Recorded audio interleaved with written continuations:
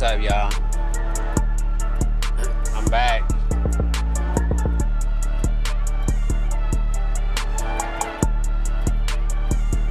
Trying to get right real quick, though.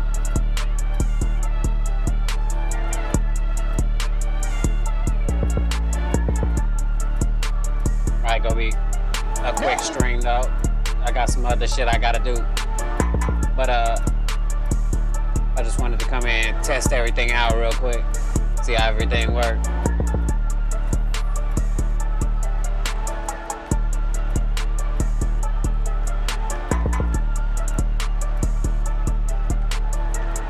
Face of heaven and earth.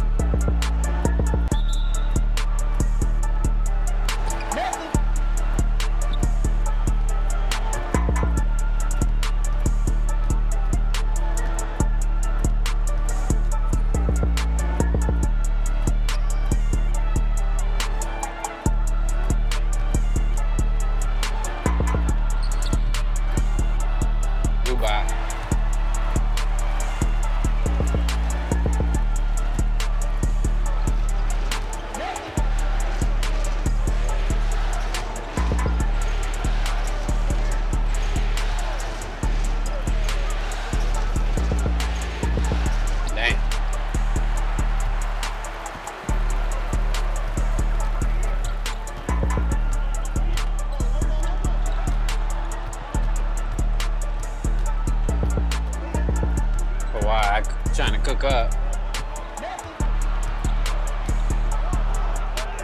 Damn. Too big. There we go.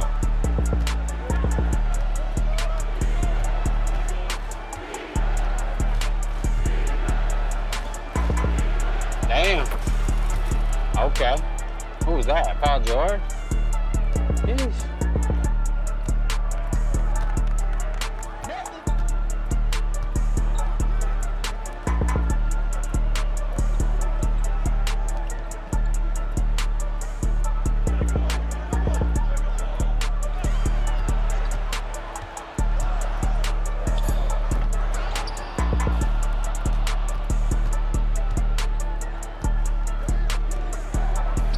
Hey.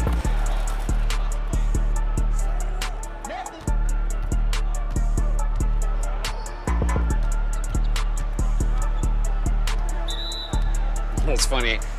I played the homie this week. He thought he was good at 2K.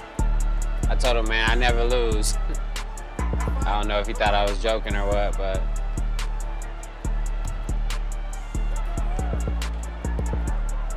I'm playing against the computer right now, but you know, I still don't lose against the computer.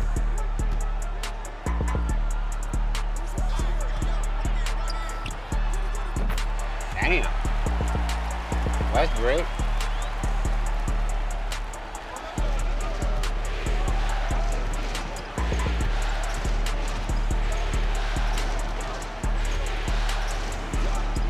Why is Paul George trying to guard me so well?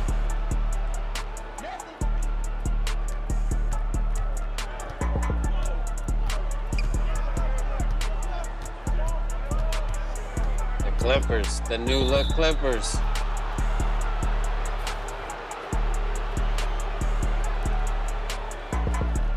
Right when I was happy about the new look.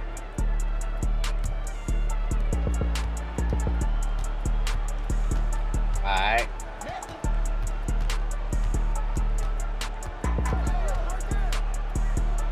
Let's see if I can get that. Dang. Should have made it though. Look good. Alright, you about to get that pass. Let me get it. Come on, bro. What you doing? Hey! Took it to the rim strong.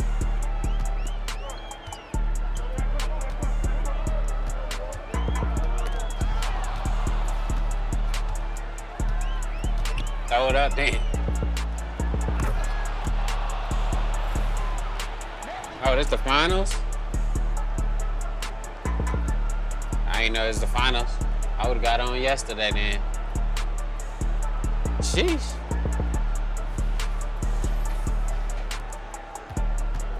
My guy. Manly P. Religions have Hall. always emphasized the importance of acceptances. In the older theological systems, the will of God was regarded as final authority. Man could not go against this, and although he might sometimes rebel inwardly against the conditions that arose in his life, he could only accept whatever heaven sent. The Chinese had their own adage bearing upon this, that heaven bestows and man receives. What man receives, he must take. I gotta run it back. He cooking. Let him cook. Religions have always emphasized the importance of acceptances. In the older theological systems, the will of God was regarded as final authority. Man could not go against this, and although he might sometimes rebel inwardly against the conditions that arose in his life, he could only accept whatever heaven sent. The Chinese had their own adage bearing upon this, that heaven bestows and man receives. What man receives, he must take. What heaven wills, he must do. Actually, there is a certain rather valuable psychological principle involved in this concept. We have to recognize that most rebellion is essentially meaningless.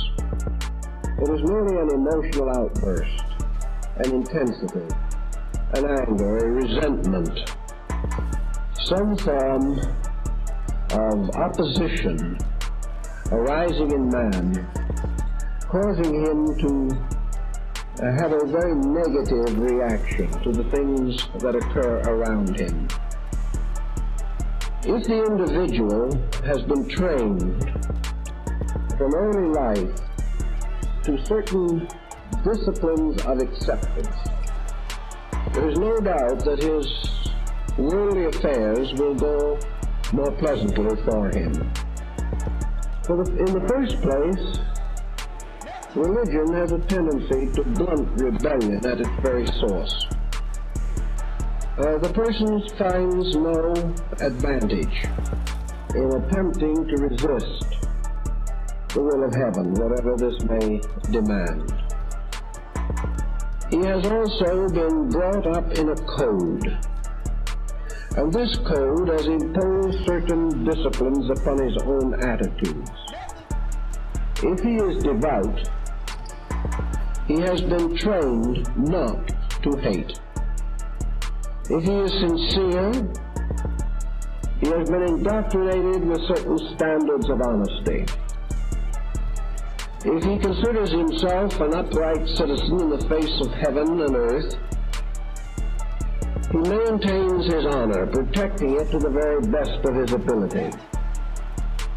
Thus, he has a tendency to defend himself against temptation, even as the temptation itself arises. He does not wait until it has taken a firm hold upon him. I know I have talked to a great many very devout individuals. Some of them perhaps were a little narrow-minded, a little bigoted. But one quality was rather clearly indicated. What their credo taught, they obeyed. If their doctrine told them that they should not cheat, they did not cheat. Nor did they have a great struggle with themselves to decide where the advantage of dishonesty might lie. They did not allow a long pattern of negative factors to take hold of them, to gradually indoctrinate the individual with arrogance or sophistication or open antagonism. I know that in the old days, when life was not as pleasant perhaps as it is now, Many individuals guided their entire span of earthly life by a code, by a simple belief. They held to this as firmly as they could. They made mistakes, that is obvious.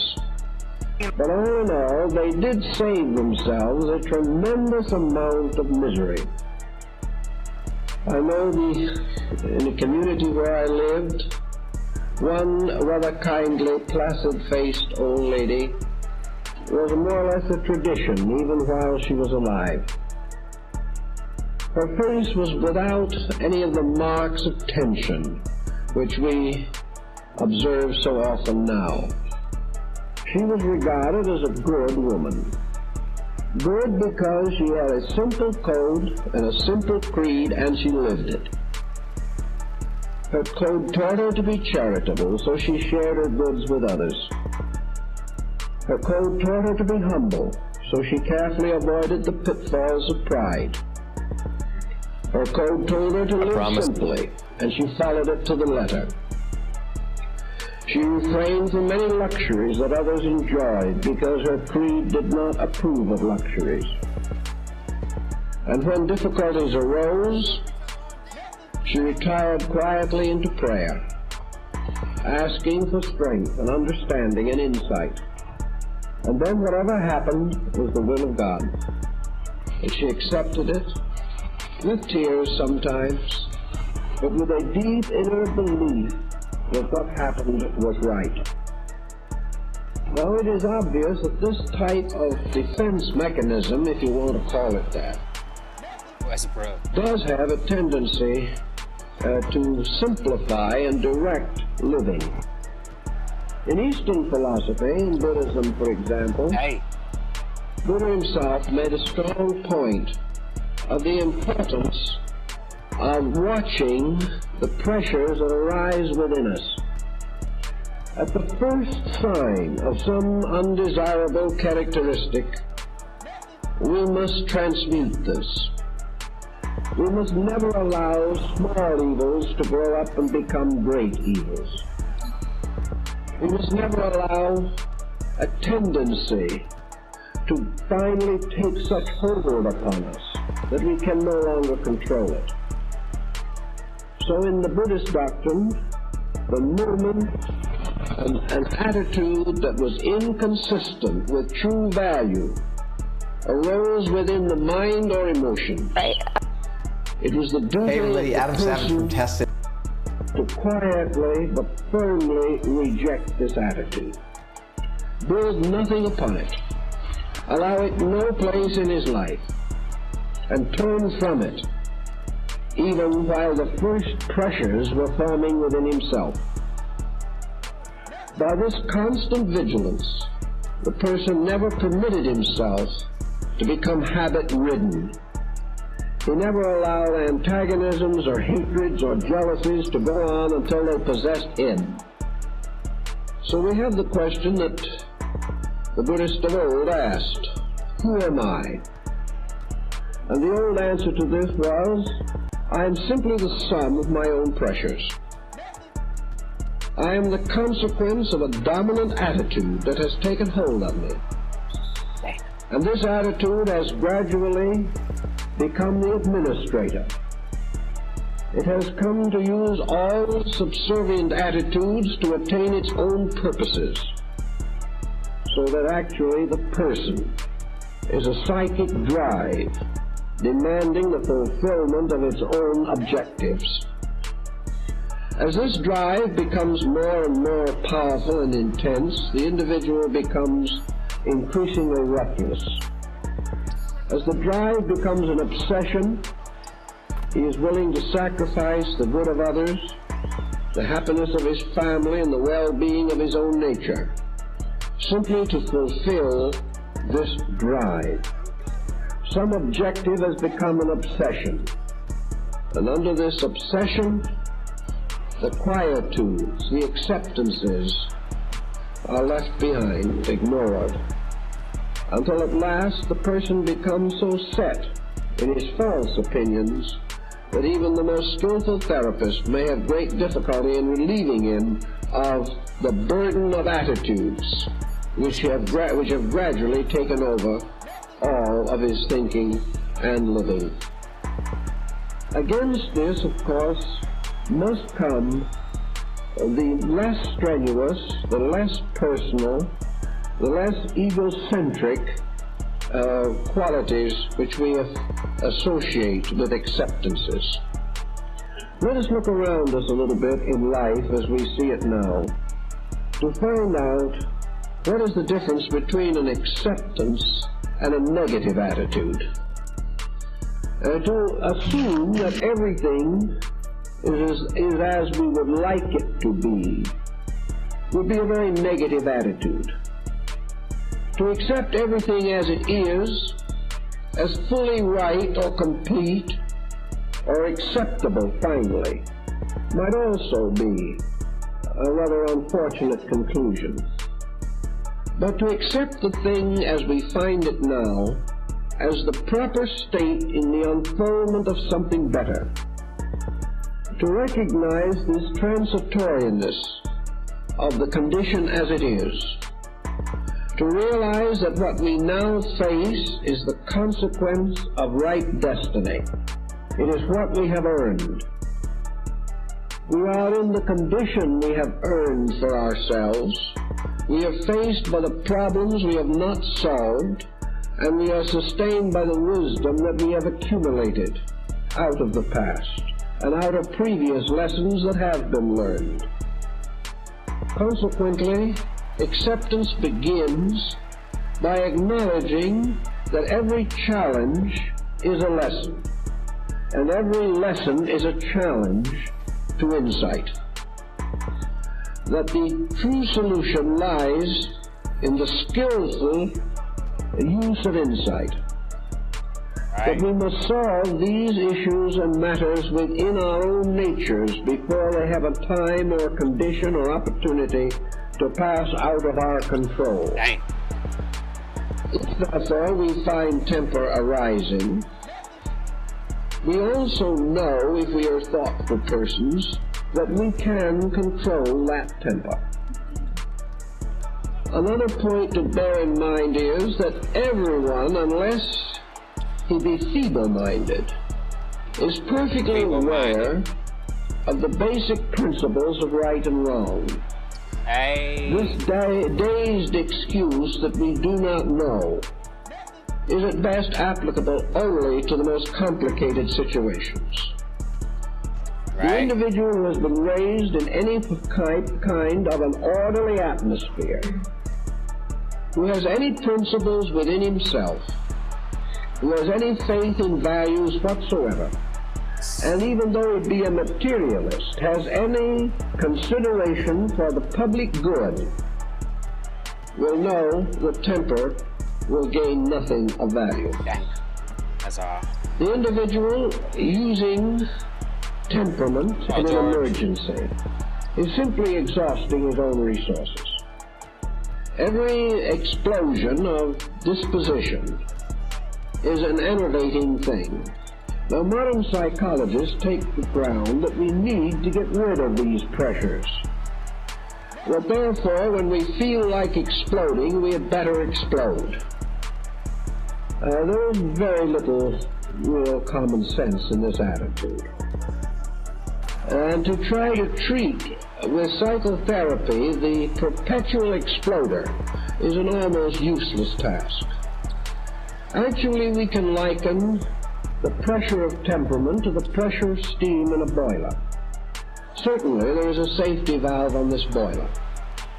And we can, under certain conditions, open this valve and let off steam.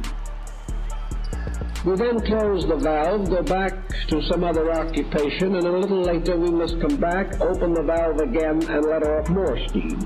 The reason being that all the time steam is being generated by the fire under the boiler. If you want to prevent this steam pressure from rising beyond a reasonable degree, you've got to lower the fire under the boiler. You have nothing to gain by constantly letting off steam and then creating more. The idea that we will finally get rid of all the steam and settle down to be quiet people is more or less ridiculous. The only reason we do not realize how foolish this attitude is that somewhere along the individual drops dead letting off steam, so we never know what he might have done had he exhausted all of it. It exhausts him first. It is obvious then that the attitude of acceptances is reducing the pressure behind the personality. Therefore, the personality will not build up pressure. It will not build up this steam which must be constantly released by some artificial procedure. If we do not build up tension, we will not need to take sedation to control tension. We will not find it necessary to block intensities by various bromides if we do not create the tension. All tensions have a destructive effect finally upon some part of our compound natures. They damage structure. They impair function. They establish the bases for physical and nervous and emotional ailments. They make us sick, slowly but surely.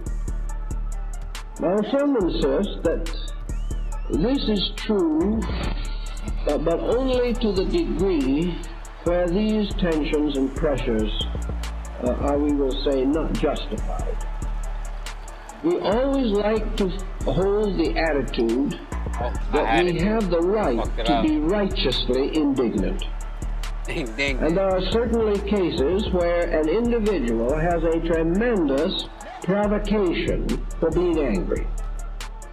There is no doubt that when we have been bitterly imposed upon, deceived, or injured, where it is obvious that others have victimized us knowingly and intentionally, we look rather helplessly about and say, are we supposed to take this?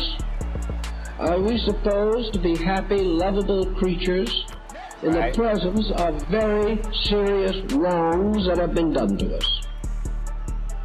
Is it not perfectly justifiable for us to finally turn and injure the person who has injured us? It is only justice. He has had his day, and now it is our turn to have ours. He has hurt us without consideration. Why should we consider him? He has cheated us. Why should we not cheat him? And with situations as they are, why not cheat him before he has a chance to cheat us? Always assuming that in this particular kind of life that we know, the rule is to impose upon the other person first. Actually, nature recognizes no difference between righteous and unrighteous indignation, inasmuch as it recognizes no difference between processes or situations or trends which are essentially the same in principle and are only subject to different interpretations. Our blood pressure is not any improved because our indignation is righteous. Right. The damage we do to ourselves is not less because we justify it. Whenever we permit our emotions or our attitudes to become destructive, we are hurting ourselves regardless of the motivations. Right. This is undoubtedly one of the reasons why we find the strong emphasis in the New Testament on the problem of forgiving the adversary. If we do good to those who do good to us, what merit or credit have we? For so do the scribes and Pharisees. If we therefore are injured and turn about and injure the person who hurt us, we have only joined our natures with those of millions of other ignorant people who are not aware that their course of procedure is going to lead to further misery for themselves. In the law of causality, the evil that has been done by another returns to him. The evil that we do returns to us. And if we do an evil in a way of spiting him, this evil that we do is still our own. We have set in motion a cause of further suffering for ourselves, regardless of the provocation. The provocation does not change the reaction of the situation. Nature does not wish anyone to injure anything. And no amount of injury by one justifies injury by another. It is obvious that this is a very difficult policy to maintain. It seems that almost instinctively we rise against an injury. We believe subconsciously in the old idea of an eye for an eye and a tooth for a tooth. And when someone hits us, we want to strike back. And because we have been hit, and because we have struck back, and this has been the policy of mankind since the beginning of history, this is the reason why we have nuclear fission today. Right. Because there is no end to this process of avengement and revengement. And today we are hearing people talking of ills done 300 years ago that must be righted, of mistakes that were made 500 years ago that must be paid for, and wrong notions that have been carried since the dawn of society, which must bring their harvest of immediate pain and suffering. So wherever we are, whatever the principle may be, the only possible answer to any injury that is done us is to take an attitude of some kind that causes no further injury to anything or to anyone.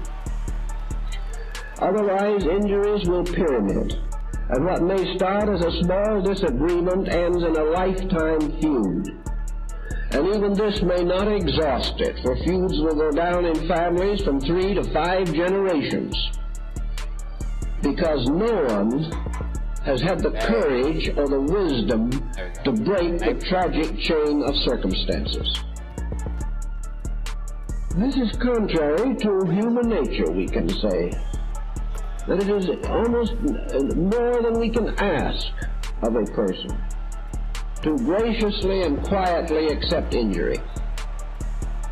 Yet this is the only way we can outwit the cycle of causality. This further brings to mind another very solid philosophic principle. When injured, instead of turning against the other person, turn into ourselves and ask the question, why? Instead of assuming that the injury is completely the responsibility of the person who perhaps became its principal catalyzing agent, let us see just how and why this injury came about. One of the most common causes of injury is some injustice of our own, which has awakened a negative reaction in someone else.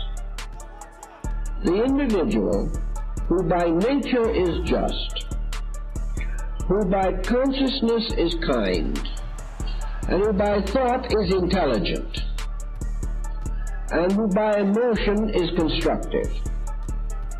Such an individual is not nearly so likely to be injured.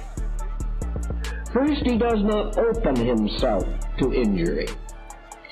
He is not thoughtless or careless, nor does he set up causes in himself which others will naturally resent. Nearly always, injuries arise from a mutual situation of some kind.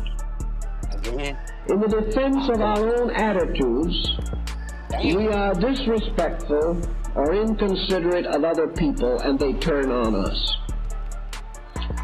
Perhaps one reason that we are proverbially injured is because we have lowered our defenses in the hope that we would injure someone else first. This takes us back to principles of Western boxing and Eastern judo. Whenever we are off balance, whenever we are reaching out to impose upon someone else, we are vulnerable. This other person can, so to say, beat us to the punch. And this happens a great many times.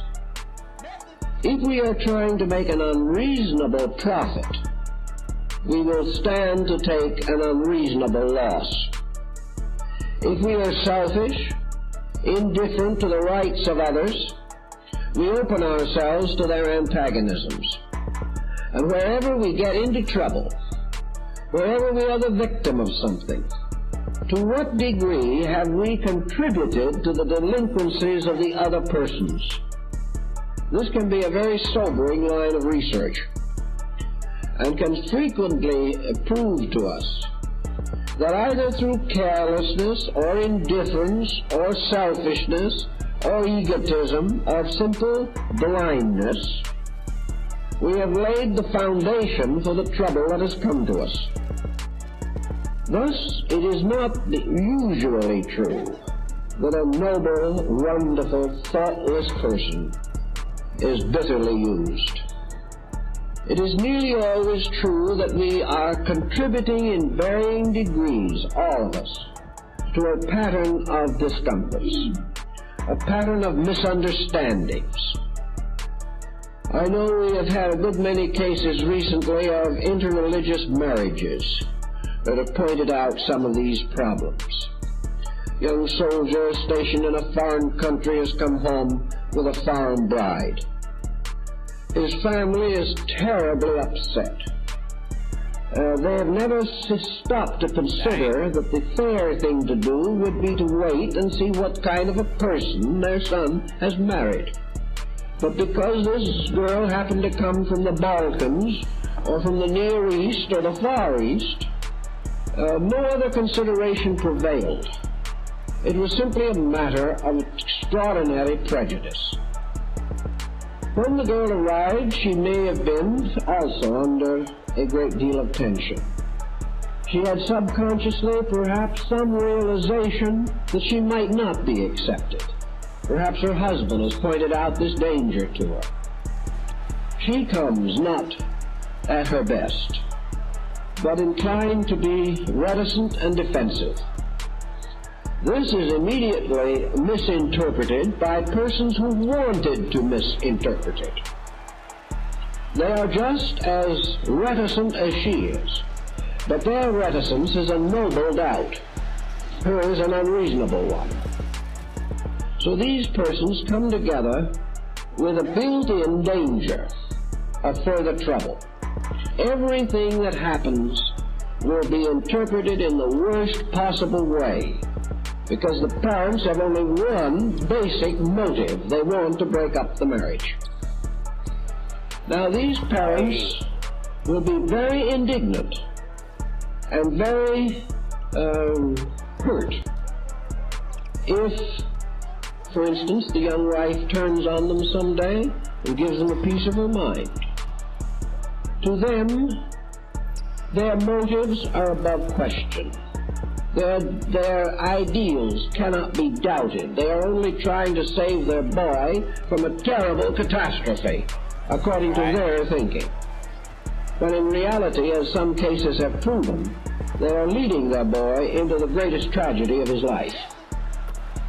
So the parents would not allow for a moment that their indignation was unrighteous. They were very righteous. They knew best. They were right about everything. They were right, except they were never for one moment honest. They were right, except they condemned without hearing. They were right because underneath all of their thinking was a conspiracy, which was not right. and which had a wrong motive, perhaps without realization that it was wrong, but nevertheless a very cruel and destructive one. When people with this kind of subjective patterning are hurt, they are very terribly upset about it. They just cannot think things through to realize their own part in the pattern. So wherever we find ourselves suddenly the victims of what appear to be evil intentions of other people, we must give a little question as to what our own motives actually were. Sometimes these motives are perfectly acceptable socially. They are the motives that our ancestors used. They are the motives that our associates are addicted to. But these motives may still be extremely wrong as far as universal principles may be concerned. The only real answer, for instance, to this problem of the foreign marriage that I referred to is another example which occurred in Texas, which I happened to be very close to and saw it work out. The young son came back with a foreign bride of a very foreign background. The family was a little dismayed. They had been forewarned. They didn't know exactly what to do about it. But they sat down and they made a simple decision. We're going to wait. We're going to come to no attitude until we find out what kind of a person our boy married. If he has married a fine person, we're going to accept her. And we're going to accept her without question. If she has the power to make him happy, we're for her. Well, again, the young lady appeared with reservations, but with a great deal of innate charm and grace and insight and maturity, and a few months was the most beloved member of the family. They had waited for the facts. The facts justified an acceptance rather than a rejection. But if they had made up their minds beforehand or trusted to their gossiping neighbors for a decision, it would have been a very bad situation. So many situations that seem to get pretty difficult must not be blamed upon the other person totally. We are all to blame, unless we all use the deepest integrities that we possess. Now, if you had asked any of these gossiping neighbors what their motives were, they would have tried their best to justify themselves. All they wanted to do was be helpful. Really, they did not want to be helpful. They knew just as well as anyone else can know that gossiping isn't good. But against the fact that what they were doing was wrong, there was a certain satisfaction that they were exercising an influence, that they were forcing a situation, that they were throwing weight around in some way, that they were becoming important because they were helping to advance a negative conspiracy. These people, any one of them, under a polygraph, lie detector, would have admitted that they were wrong. But under ordinary analysis, they would not admit it. They knew, in principle, they were wrong. But in this particular case, their action was justified. So we have to begin to think through in nature that principles are either always true or they are not true at all. Principles that can be adapted to our moods have not much strength in them. Principles that can be twisted and turned according to denominational beliefs. Principles that apply to one race and not to another. Principles that apply to one level of society and not to another. These are not principles at all. They are merely prejudices and conceits and bigotries. For we live in a universe in which there are certain things that are right and certain things that are wrong. We find out what is right, not by recourse to the words of the wise or to ancient scriptures. We find out what is right in terms of what hurts and what does not hurt. Wherever we get ourselves on the wrong side of a situation, we begin to suffer. And we continue to suffer until we correct ourselves. Now, this suffering is sometimes protracted. It does not immediately appear. Sometimes it extends as a nagging situation over a period of years. But the person who breaks the rule has to live with the punishment that is inevitable. So philosophy has developed around what we might call a doctrine of experience. That which has never worked probably never will. That which has hurt everyone else will hurt us. That which no one else has ever succeeded in doing well, as far as temperamental problems are concerned, will be difficult for us to do well. But we also realize that out of experience, man has created a code that was first unwritten and finally was recorded for the benefit of ages to come.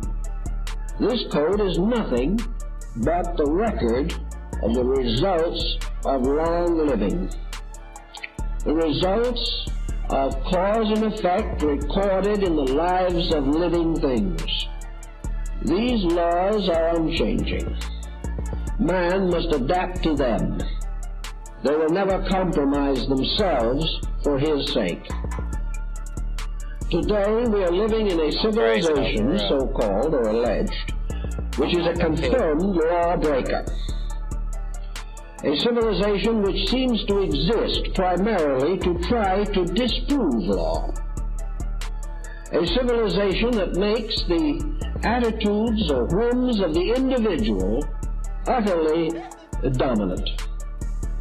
We are expected to believe that man can live as he pleases, regardless of the level of insight upon which he functions, and that no consequence will come to him that is adverse to his own desires.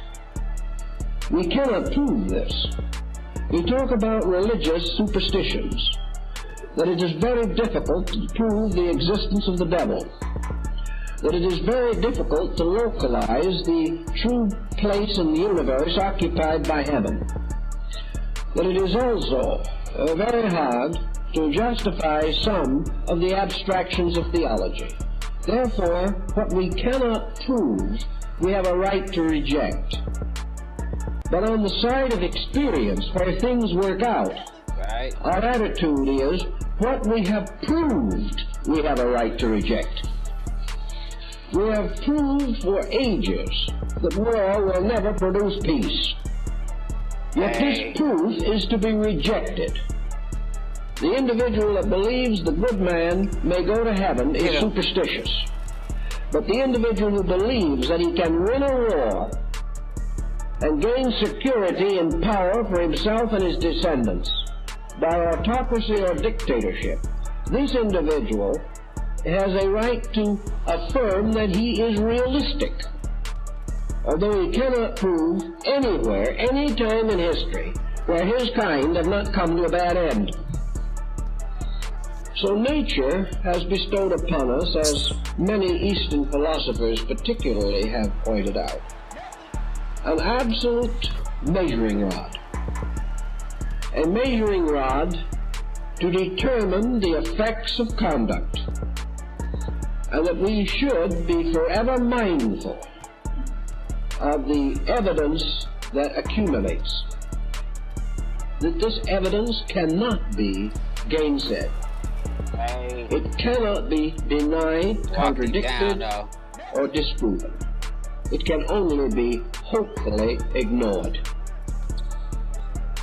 Evidence tells us that if we want to be reasonable, if we want to think straight, if we want to plan intelligently, if we really have some desire for happiness, for security in life, for genuine friendship, for true and honest affection, if any of these are meaningful in any way, we must live in a manner that will make them possible.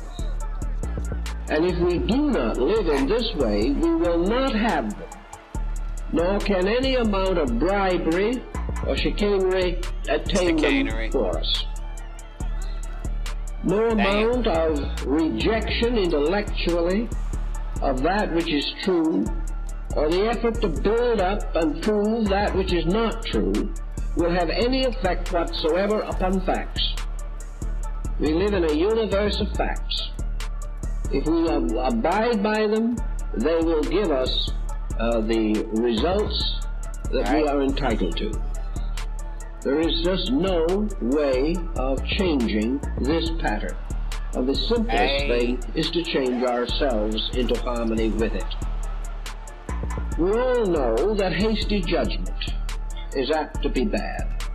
Right. We all know that carelessness increases industrial accidents. We also realize that persons who are over-fatigued and drive a car are apt to have accidents. Yeah. Furthermore, that an individual who has taken too much alcohol and gone out and driven a car is apt to kill himself and other people. He may insist on his right to drink. But whether he is right or wrong in his determination, he is still a menace to himself and others. His own attitudes on the matter have no bearing upon the reality. The reality is how much alcohol is there in his system. And if it is there, it is there. And no amount of platitude can change it. Everywhere, these facts have to be taken into consideration.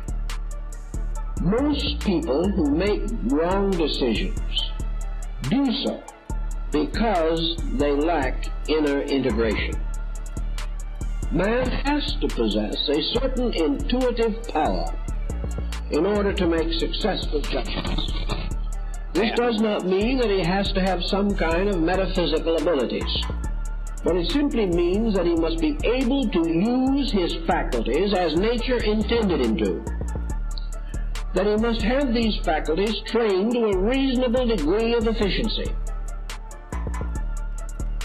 And that in all emergencies, his wisest course is to make full use of all of the available resources of his mental, emotional, and physical natures. A crisis simply is a demand upon everything that we are to meet the emergency that we face.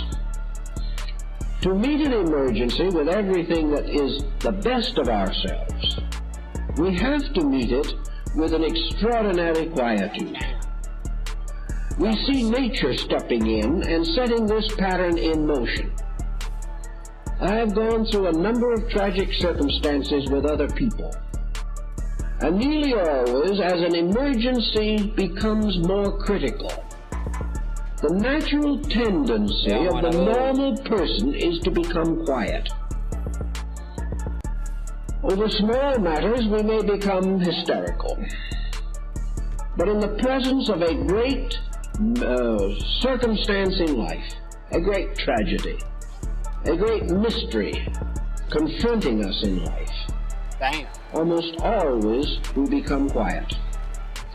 We become quiet because we instinctively have need of the most of our own nature that we can bring to bear upon this circumstance.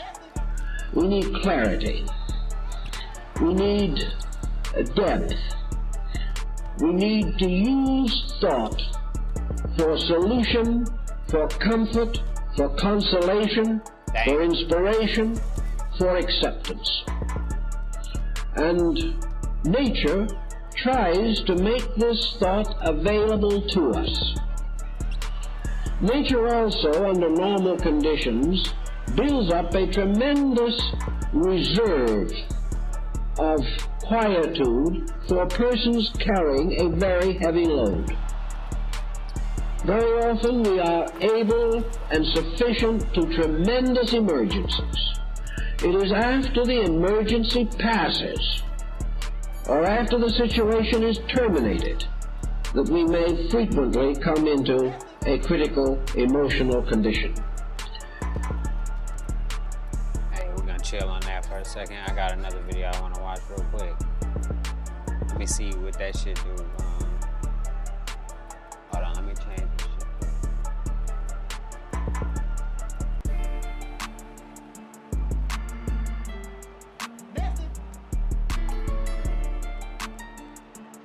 Yeah.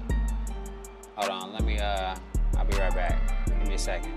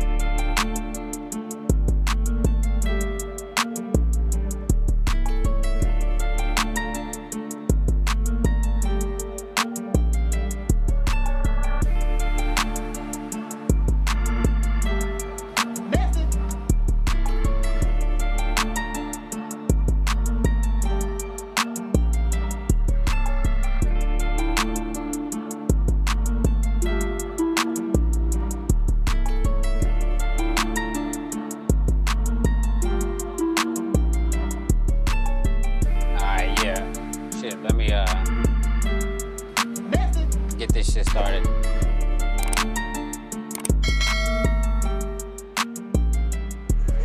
When it comes to dating and relationships, what is the friend zone? I feel like that is keeping a man at arm's distance, because me personally, I want him as a friend because I like his energy, but I don't want to have sex with him and then ruin it. You don't see him in a romantic sense, and perhaps he wants something more and he's signaling that to you, but like you're not on the same wavelength, so you kind of have to distance yourself or let him down easy, or just tell him like, yikes, like. You're going to be necessarily there for her emotional support. Pretty much everything a boyfriend does but the sex and the affection. She wants the affection, but not necessarily physically. Have either of you ever been friend zoned by a guy, and if so, how'd that make you feel? A couple times when I was younger, made me feel pretty bad. Yeah, pretty insecure. I was actually friend zoned by my boyfriend, but we're now dating. I don't know if I've been friend zoned, but I feel like sometimes it's hard to tell if they're flirting with you or just like trying to be friends. And we actually were just talking about this. I feel like, I don't know, I feel like if a guy is not like flirting with you directly, then they're just trying to be friends. Do you think men and women can be just friends? No. I do. I think you can just be friends. Well, no, I do. I really do. If you asked your best straight single guy friend if he'd date you or hook up, what do you think he would say? I mean, in my experience, yes, maybe, yeah. Say yes. So then you can't be friends? Okay, I think girls can be friends with guys, but I don't think guys can just be friends with girls. I agree with that. Yeah. So is it true that women tend to set the boundaries of a relationship, whether you're going to be friends or more than friends? Yeah, I think so. Yeah, I would agree. I would agree. Do you have more girlfriends or guy friends, and do you think that says something about you? I feel like I have more guy friends. I think that does like say a little bit about me. Just girls, sometimes they're not as reliable. Do you think men and women can be just friends? Absolutely. If you asked your best straight single guy friend if he'd date you or hook up, what do you think he would say? No, he would be like, ew. Well, I feel like yes, if you're not attracted to them. Like I have a lot of guy friends, but I'm not attracted to any of them. I don't think I could be like super great friends with someone that I'm super attracted to. So is it true that women tend to set the boundaries of a relationship, whether you're going to be friends or more than friends? Yeah, definitely, but I think it can change over time. How can a guy make an interaction man to woman without being creepy, while also respecting her without being friend zoned? Don't immediately comment on her appearance. Maybe compliment her on something she's interested in, or like a joke she tells, or like an interest she has. Like, don't make it about the way she looks. Why does a guy have to be coached on how to pick up women, but he doesn't have to be coached on how to make friends? Because parents don't raise their children right, and a lot of men lack social skills. Some men do. Some men do. Mainly because probably you don't have a lot of female friends in your life, or like female relatives that you're around. But picking up friends is easy. I think that some guys put a mental barrier in their mind and think that with a woman, especially if she's attractive, that you have to be a certain different kind of way. And that's not necessarily true. I think that the more attractive a woman is, the more normal she likes to be treated with. It's like dealing with celebrities. You meet a celebrity, they like to be treated normally for the most part, instead of being like, oh, infatuated with, oh, I know who you are. I think that if you need to be coached on how to pick up women, then you need to like practice self-love and kind of find that first, because that's just going to come along with it. And I think that like if you're not being your true genuine self when you're trying to pick up the women, it's going to show later on when you finally get them. Why are there gender roles in dating but not in friendship? I don't think that's true. I think there are gender roles in friendships. Can you be more specific? What do you mean? When I go out with my guy friends, even if it's just like to dinner or like to grab a drink in a large group, like the guys will normally pay, whereas like the girls won't. They'll kind of like expect their guy friends to pay even if they're not romantically involved or anything like that. Why should a man have relationship duties without getting relationship benefits? I don't think that a man should ever have relationship duties and have no relationship benefits. I mean, unless you want that kind of torture. Does a guy being friend-zoned automatically make him a simp? I'm not sure what a simp means. Like a simple person? A simp is somebody who pedestalizes women without getting anything in return. I don't think that a guy getting put in the friend zone makes him a simp. Just simply because being friend zoned is on the woman's part. Being a simp is on the man's part. You shouldn't idolize anybody. You should be able to handle yourself. It's about self-confidence. What does a man get out of a friendship with a woman that's better than a romantic relationship? A great wingman. Human connection without like sexual tension, without the underlying expectation of marriage and stuff. Why should a man have relationship duties without getting relationship benefits? Because the man is supposed to be the provider. Does a guy being friend-zoned automatically make him a simp? Yes. How so? Because most men who are actually intrigued in that woman would go for that woman, and instantly when they get friend-zoned, they're okay with being friend-zoned, and they're willing to take that rejection. What's the difference between a guy spinning plates and pursuing multiple women versus a woman having orbiters and multiple suitors? The only difference between a man having a lot of women and they mess with and a girl having a lot of dudes around them is just society. It's just the way society's been built. You know, they want women to be one kind of way and men can play around. We have a lot more leeway and it's messed up and it is what it is. You can complain about it, but that's just life. Isn't that both genders pursuing their sexual strategy to have multiple options? Yes, it is. It is both genders being put to different standards. And it just depends on the culture you're in. Why do women friend-zone guys who would make them wives for guys who made them single moms? I feel like sometimes it's really like the guys that'll make you a wife. Women, they don't want to like change who they are. So they say they want to be a wife, but they're not ready to really play the wife role or whatever. So I feel like that's really what it would be. I feel like some women know what they want with the wrong men. If that makes sense, because a lot of y'all want babies, cars, houses, with the guy that just doesn't want that. Like, if he says no, it's no. When you first meet a guy, how do you decide if he's going to be a friend or more than a friend? And more importantly, when do you decide? Because it's often said a woman will know right away. Ooh. Typically you do know right away, but I think it just depends on like the chemistry that's there. I don't, if it's sexual chemistry or not. Like, I think women know immediately who they will or not have sex with. I can't go into women's heads. Right. Well, honestly, within the first few seconds of speaking to a guy, I kind of know and like realize if he's a liar or if he's like really interested. But I also believe it's by age. If you're talking about teenage women as opposed to girls in their 20s, I'm in my 40s. Women in their 40s have went through some life, so they're very different. They will know exactly by who you are as a person, as opposed to when you're in your 20s, it's all about how hot you are, what kind of money you have, what kind of car you drive, what kind of friends you do. I don't have time for that. What's the difference between a guy who grows on you to become a friend versus a guy who grows on you to become a lover? Okay, a guy that grows on me to become a friend, I feel like it's just like has really great qualities, but maybe not so much like, that sounds so shallow, but like physical attributes. I don't know. Like, Sometimes you're not physically attracted to them. Like, and it goes both ways. Like, you can be not physically attracted but still have a good friendship. Like, it doesn't mean that they're not attractive. It just means it's like not what I'm attracted to. I have a lot of guy friends that I think are like super attractive, but just not for me. Why should your lover be your best friend, but your best friend shouldn't necessarily be your lover? Sometimes lovers become friends, and then sometimes friends become lovers. Is there anything you would do with your lover that you can't do with your best friend? No. Sex. Marriage. Is there anything you would do with your best friend that you wouldn't do with your lover? No.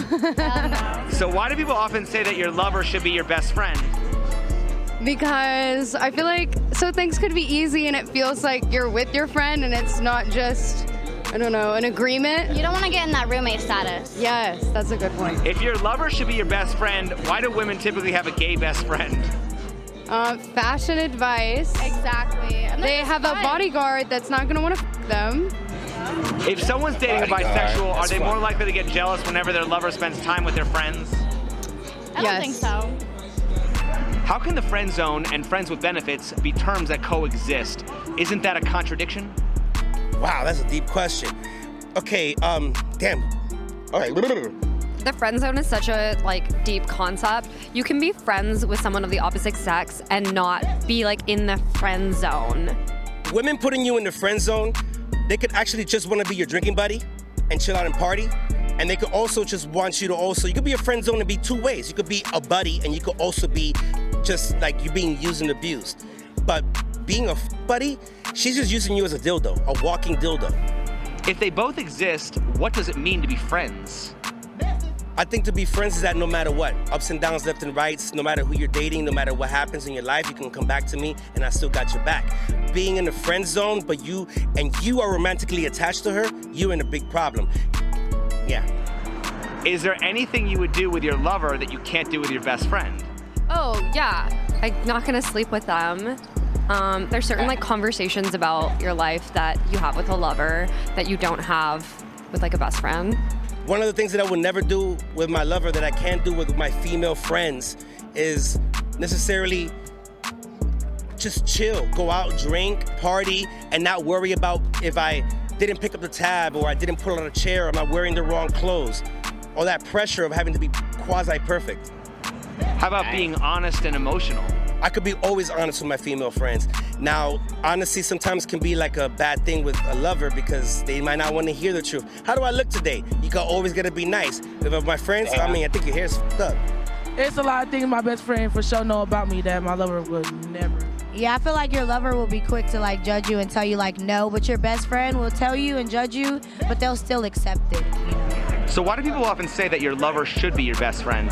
My boyfriend is my best friend.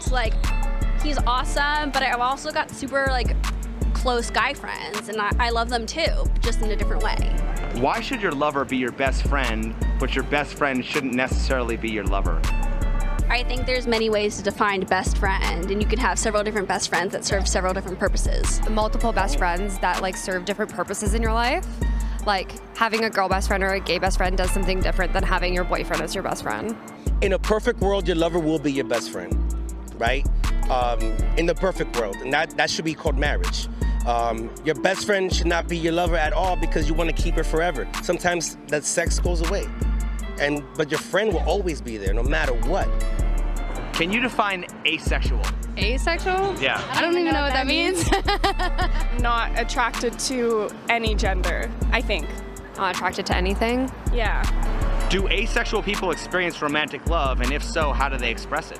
I think so. I think asexual people can show romantic love in other forms of love. You talk about acts of service, gift giving, not love. Love isn't always sex. If you're asexual and you're in a relationship, how would you know that you're more than just friends? I think it's the type of love that you feel because there's platonic love and romantic love no matter if you're having sex or not. I feel like the other person has to show it, and also you have to have that conversation with someone. There's a deeper connection than sex in relationships. So would you assume that asexual people are only compatible with other asexuals? No. No. I think if anything, they'd be less compatible because they wouldn't be able to truly show each other love. What does it mean when people say that dating is more than friends? Dating is more than friends in the sense that I think that dating is a game. The game is you're trying to show your best side of you. With friends, you can just scratch your balls, you can scratch your ass. I mean, I want to say all the way to farting, but I mean, you could be way more comfortable. But in a date, you want everything to be perfect. And so you're always conscious of that, which makes you be different. If a friend expected you to provide everything, would that be a toxic relationship? If a friend thought that I had everything to give to them with nothing given back, it is definitely a toxic relationship. And that goes for males and females all throughout. So why is it considered toxic when friends become users, but it's normal when women expect a man to provide more than just his company? Well, because in a proper relationship, you're both providing more than company, and it's pretty equal, or you fill in the gaps. It's 80-20 one day and 80-20 the next day, depending on who needs more. But it's normal when women expect a man to provide more than just his company. Wow, dude, these questions are dope. Okay, I have no idea about that one, because the truth of the matter is there are some women, and it's not all of them, that they would take advantage of a man's generosity. But if they were just your friend and they're just taking it and they're not giving you anything in return, and I know like this is like a quid pro quo, the truth of the matter is you need to know by yourself what's good and what's not good for you. Should a man be expected to love a woman for who she is if a woman only loves a man for what he provides? The answer is no. A woman that only cares about what a man provides is best put in this axiom. Love me at my worst, but don't love me only at my best. Fair weather friends cannot hang out with me. Dang, he left it at that. All right. Well, shit, let me get a minute.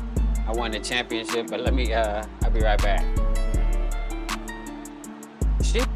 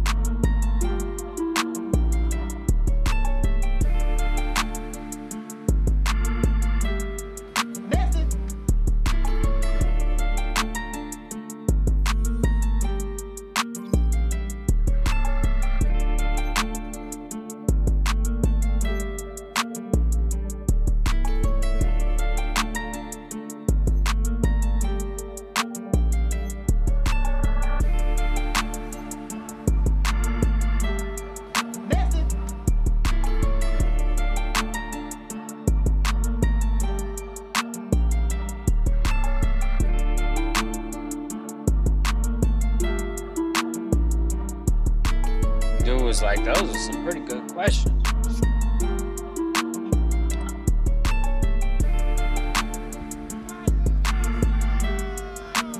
Hey, what they talk about?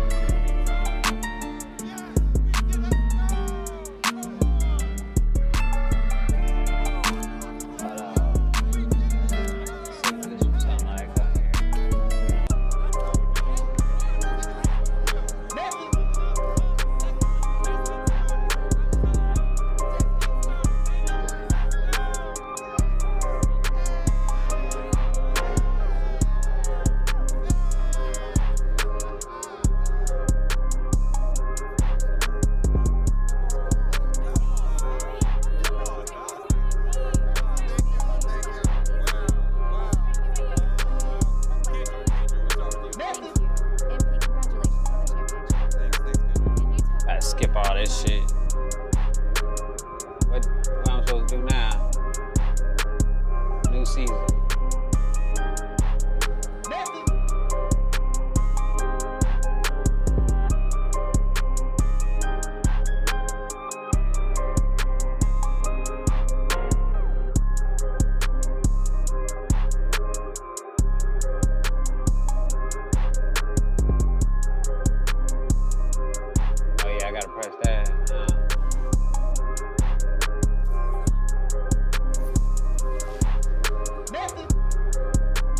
I promise that I...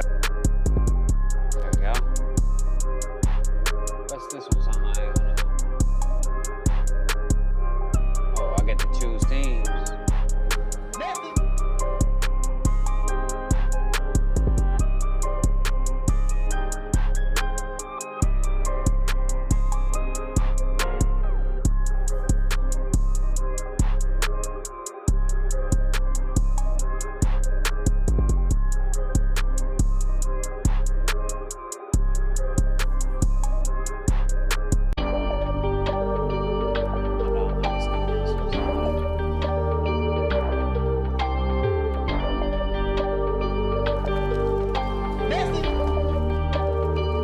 First game with the Warriors.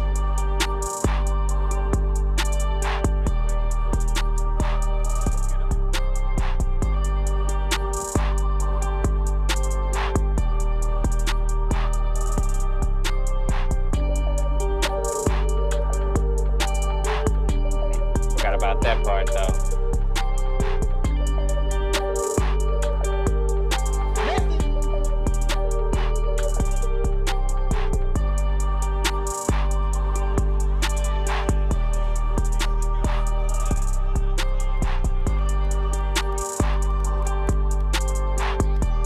There we go.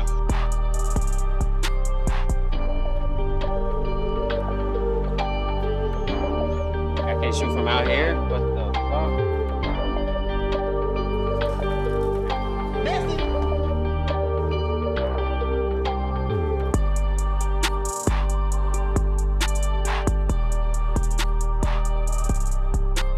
Give my phone talking about.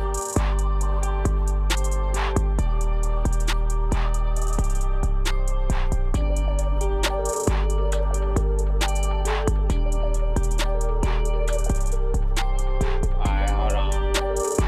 How about this one? Oh yeah, how about this one? This one? Oh yeah.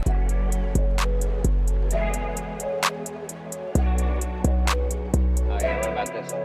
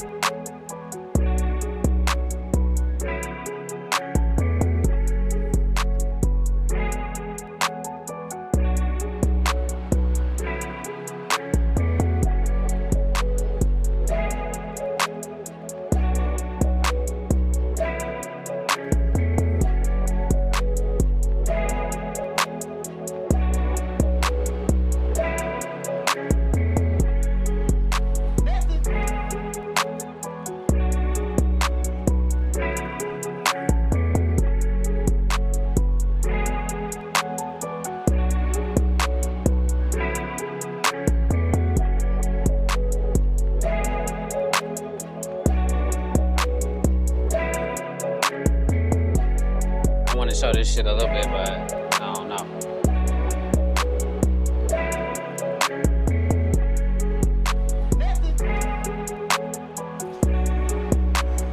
I know it's gonna be music, so let me turn this shit off real quick.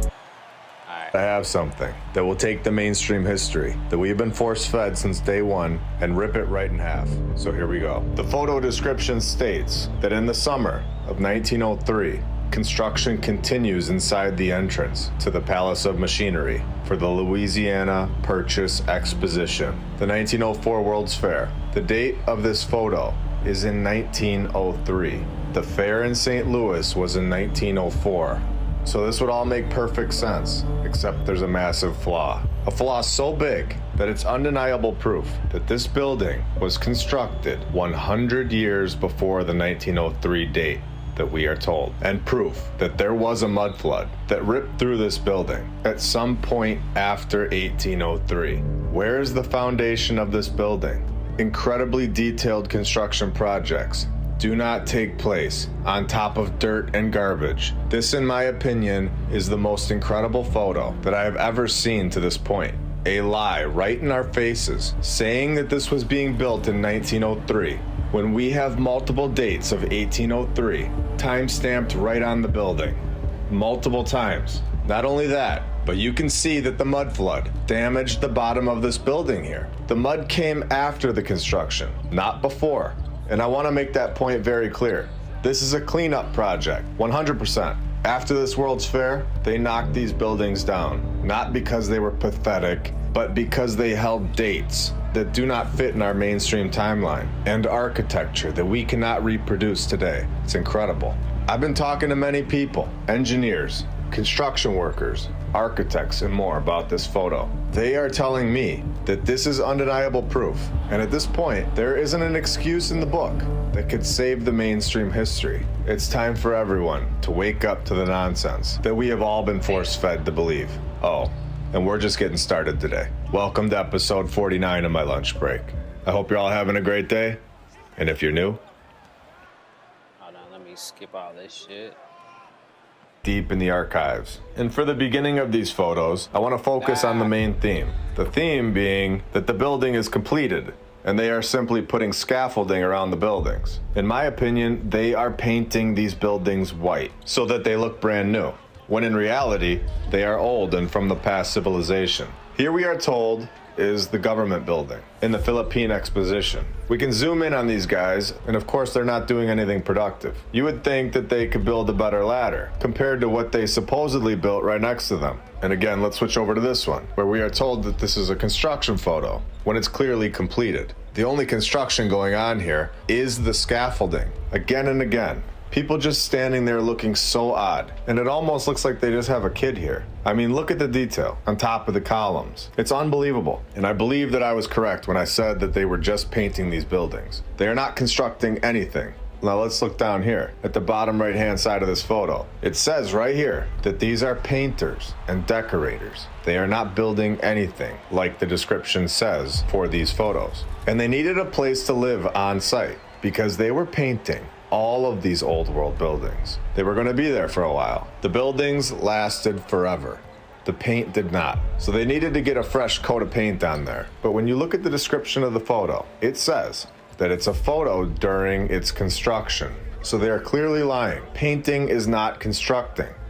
It's painting. Two different, completely separate jobs. So these are all from the St. Louis World's Fair that we showed in the intro. The dates are from 1803, not 1903. And it had a mud flood that ripped through the interior of these buildings. So let's take a look at this building from St. Louis. And this is founded and renamed the Varied Industries Building. This is another completion photo that they're trying to say is a construction photo. And I want to zoom in on the top of this building. Can you believe the tech that is on the top of this thing? It's incredible.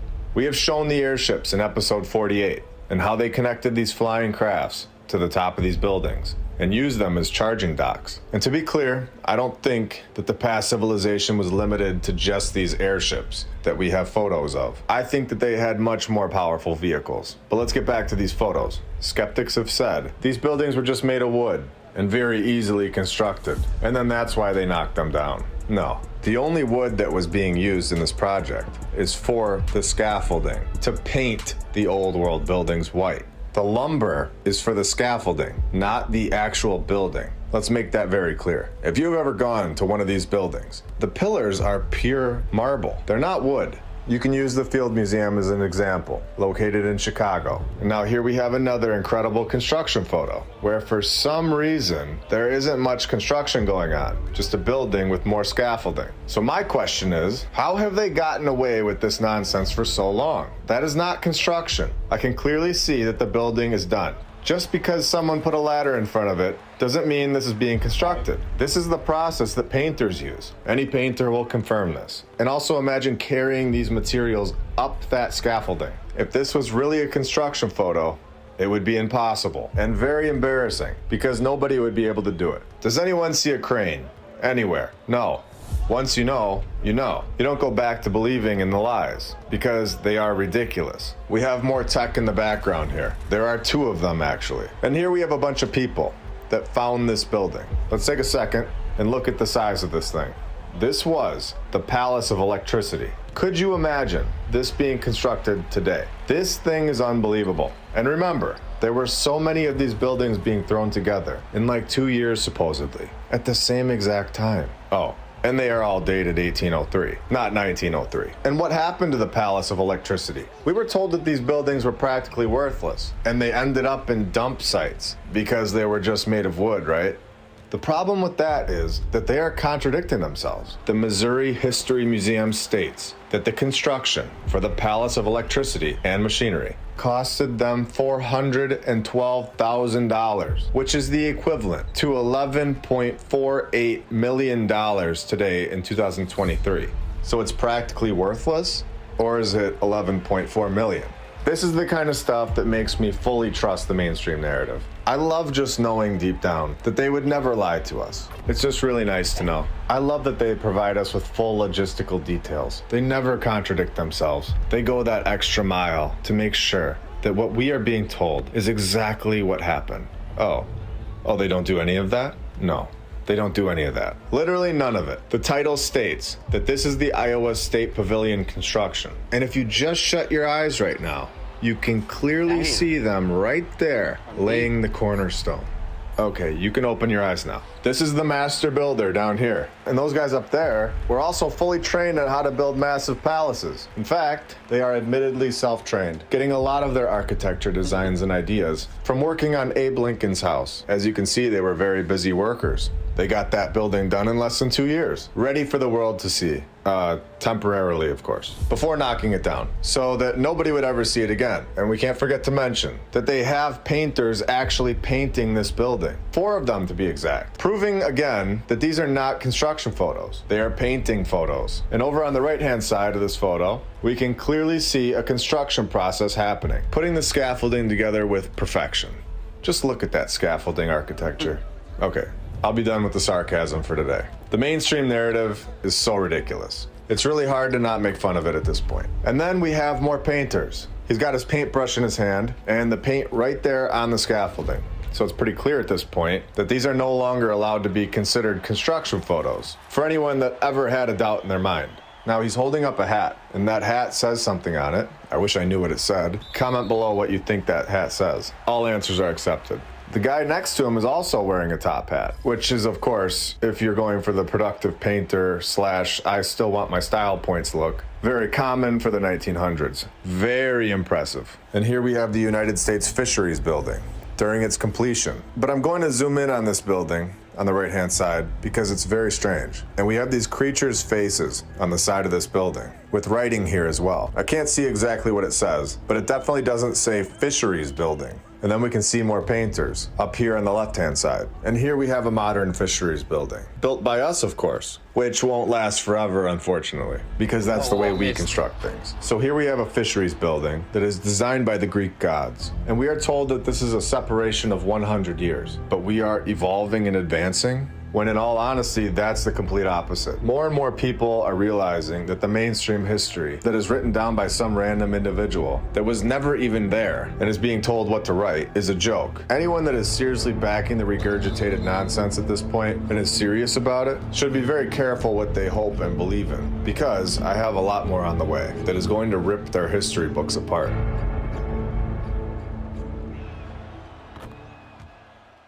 So let's switch gears here for part 2. I want to show you all the Grimes County Courthouse, located in Anderson, Texas. And we'll just go right in on their website and can really understand how deep the lie goes and how many times it's happened and how these stories are a code, and in my opinion, written by the AI. And a clear giveaway is the repetition. The courthouse was supposedly designed by Glover and Company and completed in 1894, where it incorporates the east wall and foundations of an earlier courthouse that was, you guessed it, destroyed by a fire. So, we are all aware of what the fire narrative really means at this point. It is a nod to their group that this building is from the old world. There was never a fire here, and this building is the original building. The fires that happen today are real.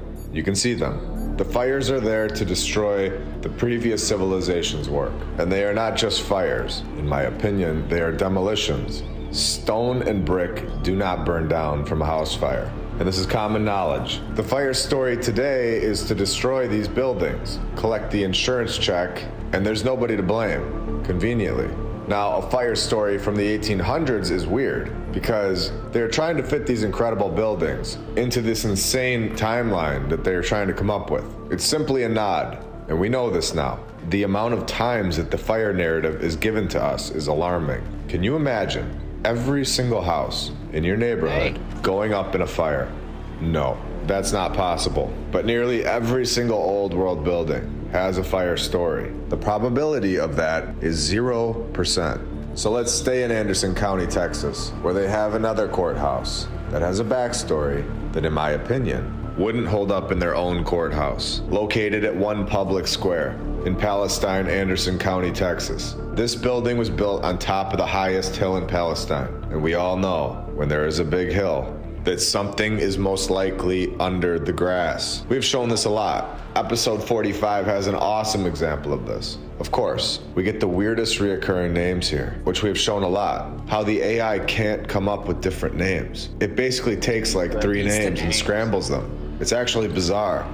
It's very weird. Episode 43 is my favorite example of this with the Fredericks. But here we get the architects, Charles Henry Page and Louis Charles Page. So we get Charles Page and Louis Charles Page. That's fine, they can be brothers. But we know the reoccurring names at this point and know that this is not an accident. And we know what's really going on here. The mom and dad didn't put Charles as the one kid's name and Charles for the other kid's middle name. It's a clear mix-up by the AI. And then calling them brothers. And to drive this home, if you're on the fence, this is the 4th courthouse on this site. And this one was thrown together by the Charles Page twins in less than a year, over 110 years ago, from 1913 to 1914. Still trusting the narrative? Or should we go deeper? The first Anderson County Courthouse, a 1-story frame structure, was built in 1847. It was replaced, supposedly, 9 years later. And this type of thing was simple in the 1800s. Building courthouses back then with a horse and a wagon with no power tools was simple stuff. It was very easy. So a 3rd courthouse, also brick, was completed in 1886, only 30 years later. But you guessed it, was, of course, destroyed by a fire in 1913. We're clearly at the point where we are proving time and time again that we have been told a massive lie and that none of the mainstream history is or ever has been telling the truth. Again, using facts and real logistics and common sense. This fire supposedly happens in 1913. This is what they're telling us. And then somehow clean this brick building up, get it out of the way, get all of the new materials to the site, and knock this new courthouse out in less than a year. And it's here forever. This is insane to believe at this point. That isn't even close to a real timeline. And we're not done with Texas today. Let's go over to the Fort Bend County Courthouse and see what they have going on over there. Since, of course, we have these very real twin Charles Page brothers, pinned as the architects of that one too. A brick, classical revival style masterpiece that also stands the test of time. And if you thought that last one was an eye-opener, hold on to your seats, because this is the 5th courthouse in this county, which began in 1837. The structure was designed by these Page twins and all wrapped up in 1909. So from 1908 to 1909, less than a year, they got this thing done. And that's, of course, not the weirdest part, because, of course, there is more. Because we need to figure out why there's been 5 courthouses here in this town. So the 1887 courthouse, one of the 5 that were here prior, had a clock tower, but they removed that shortly after the building was done. Which makes sense if you're trying to hide the past civilization's work. This courthouse stood on Morton Street, where the current town hall sits, and you guessed it again, it burned down in 1930. Did you think that was where I was gonna stop? Well, here on TexasCourthouses.com, I found all 5 of these supposed previous courthouses, and I want to know where they all went. Not just one of them. The first one, in 1842, gone, lost to erosion. Here's the second one. Building completion date, 1871. Present status, gone. Burned down in 1887. So we know that this exact same courthouse has multiple fire stories, because we already know that courthouse number 3 built in 1887, also burned down in 1930 from a fire. Oh, and remember when we were told that the clock tower was removed shortly after the building was done? Well, now we're being told that it was conveniently blown away in the wind. Come on, narrator, get your story straight. Oh, and just for fun, courthouse number 2 was $7,500. So courthouse number 4, just throw another 0 on the end of the same exact repeating number of 75. Unbelievable stuff. Between building projects that take less than a year, over and over, to the same names, and all of the old world buildings, somehow, randomly, without any backstory as to how it happened, going up in flames. Brick buildings, when we know that brick does not burn down from house fires. This is a lie, and has been right in our faces, and all we had to do was look. It is incredible.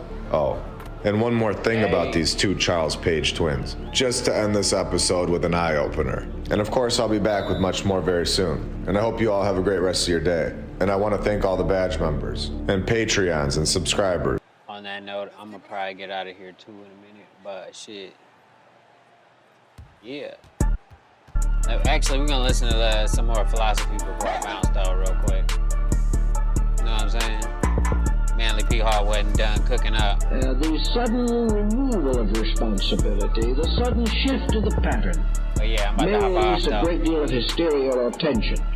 But during the need, we were strong as nature intended us to be.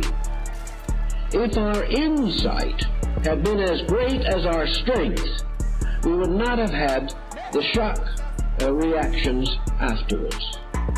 It just meant that we were using natural resources to get through the emergency. But when it was past, we fell back again into our artificial attitudes, and these gave way and let us down. Acceptance, then, is actually not the individual who agrees with something he does not believe in. He's too little. Does not compromise in any way his own integrities. Acceptance is clear thinking and a quiet decision made within the self. We do not need to cooperate with anything that we believe to be wrong.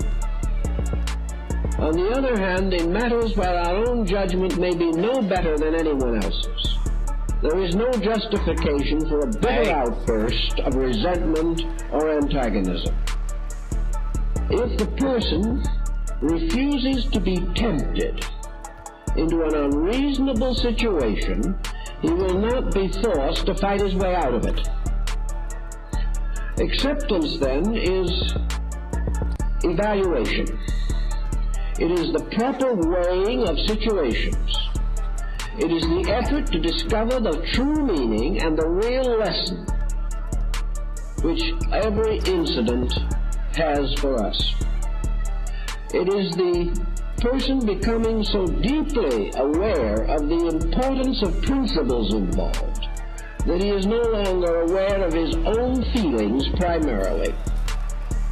He is only aware that he must sustain values, and that he sustains values with dignity and not with conflict. If we had strong people, we would have very much less of this outburst which we are suffering from today.